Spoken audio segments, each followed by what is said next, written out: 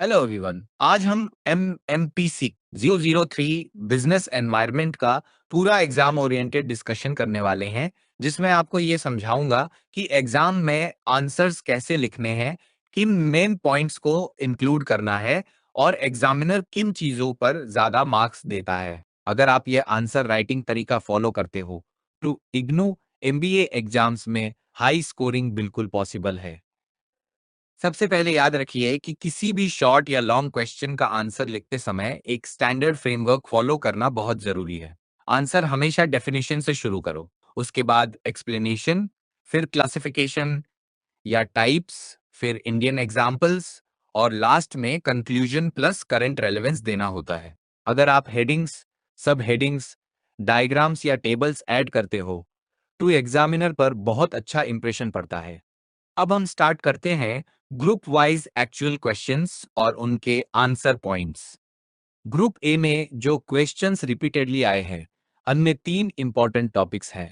पहला, components of business environment and their influence on organisations. इस question को लिखते समय पहले बिजनेस एनवायरनमेंट की डेफिनेशन लिखो कि ये इंटरनल और एक्सटर्नल फैक्टर्स का कॉम्बिनेशन होता है जो किसी भी बिजनेस को अफेक्ट करते हैं। फिर कंपोनेंट्स को क्लासिफाई करो, इंटरनल, माइक्रो और मैक्रो एनवायरनमेंट।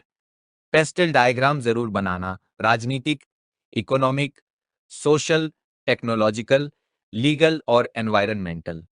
हर पॉइंट के साथ एक इंडियन एग्जांपल देना, जैसे petrol prices equals macro factor, customers equals micro factor.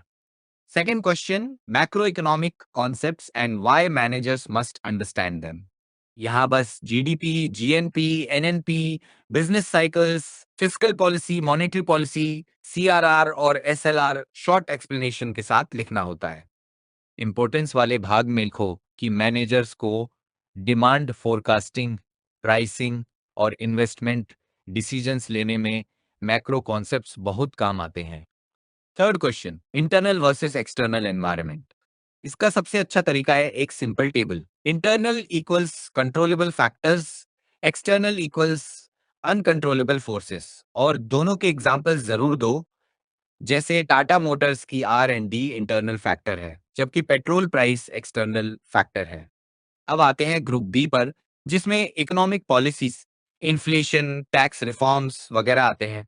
Inflation वाले क्वेश्चन को डेफिनेशन से स्टार्ट करो कि यह जनरल प्राइस लेवल का कंटिन्यूअस राइज है। फिर टाइप्स लिखो, क्रीपिंग, वॉकिंग, गैलोपिंग और हाइपर इन्फ्लेशन।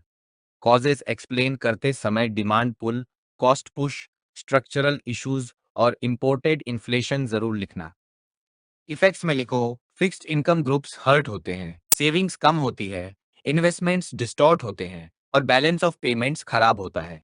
मेजर्स में आरबीआई का रेपो रेट, फिस्कल कंट्रोल और प्राइस स्टेबलाइजेशन जैसे स्टेप्स राइट करो। टैक्स रिफॉर्म्स 1991 वाले क्वेश्चन में चलिया कमेटी का नाम जरूर मेंशन करना। Import duties reduction, simplified direct taxes और लेटर जीएसटी इंट्रोडक्शन, ये पॉइंट्स एग्जामिनर एक्सपेक्ट करता है। फिस्कल रिफॉर्म्स, मी FRBM एक्ट, डिसइन्वेस्टमेंट और सब्सिडी रैशनलाइजेशन लिखना जरूरी है। न्यू इंडस्ट्रियल पॉलिसी 1991 वाले आंसर में लिखना है, industrial licensing removal, MRTP act में चेंजेस, पब्लिक सेक्टर रिडक्शन और FDI up to 51% automatic route. ये चार पॉइंट्स अगर अच्छे से एक्सप्लेन करोगे तो फुल मार्क्स मिल जाएंगे। फॉरेन ट्रेड वाले क्वेश्चन में ट्रेड की need, comparative advantage, market diversification, technology transfer, ये लाइंस लिखनी है। बैरियर्स में टैरिफ और नॉन टैरिफ बैरियर्स क्लियरली अलग अलग लिखना है। अब आते हैं ग्रुप सी पर, जो फाइनेंशियल मार्केट्स, मनी मार्केट, बोपी और ट्रेड फाइनेंसिंग से जुड़ा है। मनी मार्केट वाले आंसर में एक सिंपल डायग्राम या टेबल बना देना। Call money market, T bills, commercial paper, certificates of deposit, repo, reverse repo, इन सभी इंस्ट्रूमेंट्स की एक एक लाइन एक्सप्लेनेशन देना है।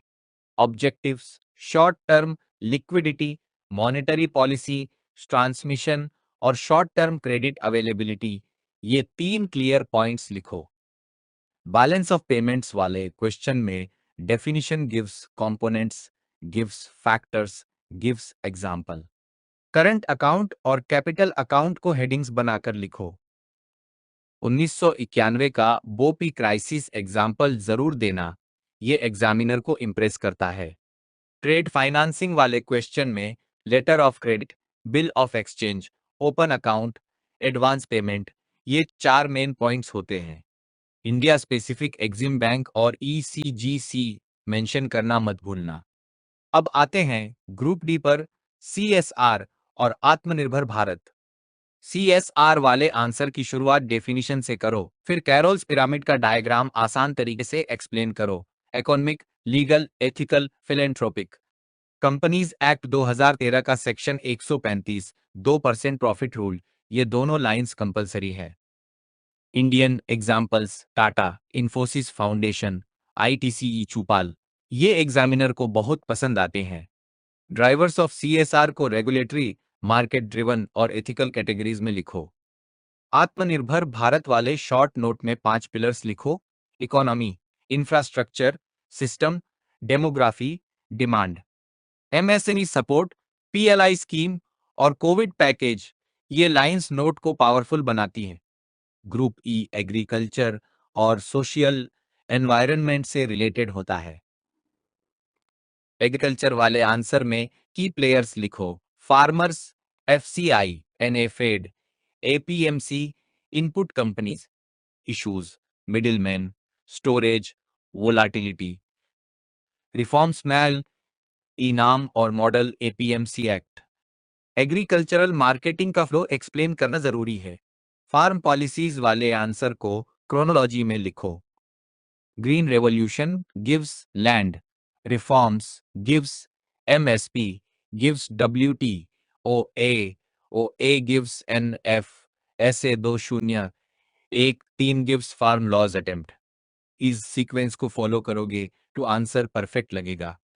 सोशल एनवायरनमेंट वाले क्वेश्चन में इंडिया स्पेसिफिक डेमोग्राफिक्स लिखना बहुत जरूरी है। Youth population, urbanisation, lifestyle changes और वर्किंग वुमेन की participation.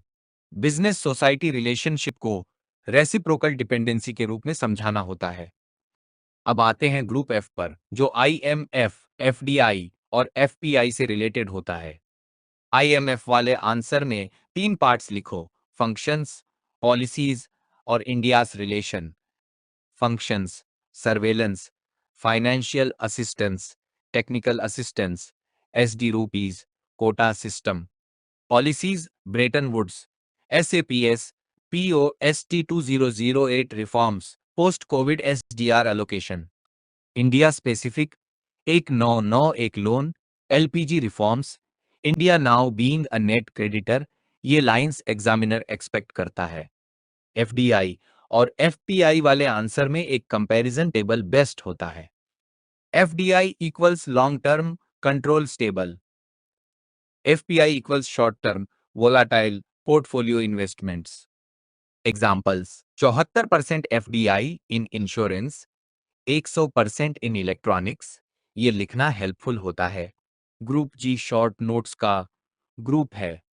GST one nation one tax, 4 slabs GST council, ITC, ADR, US stock market listing for Indian companies, blockchain, distributed ledger, crypto uses, India e, rupee relevance, companies act 2013, CSR mandatory, OPC NCLT, NFSA 2013, right to food at subsidised rates, technological environment, digital payments, global supply chains, IT exports. Short notes में 8-10 lines का crisp structure best रहता है। Finally, हर question के लिए एक master template याद रखो। Paragraph 1 definition context, paragraph 2 types या components, paragraph 3 explanation with Indian examples, paragraph 4 conclusion plus current relevance. अगर आप ये स्ट्रक्चर्ड मेथड यूज करते हो तो MMPC 003 में आपका स्कोर डेफिनेटली हाई आएगा। All the best for your exam.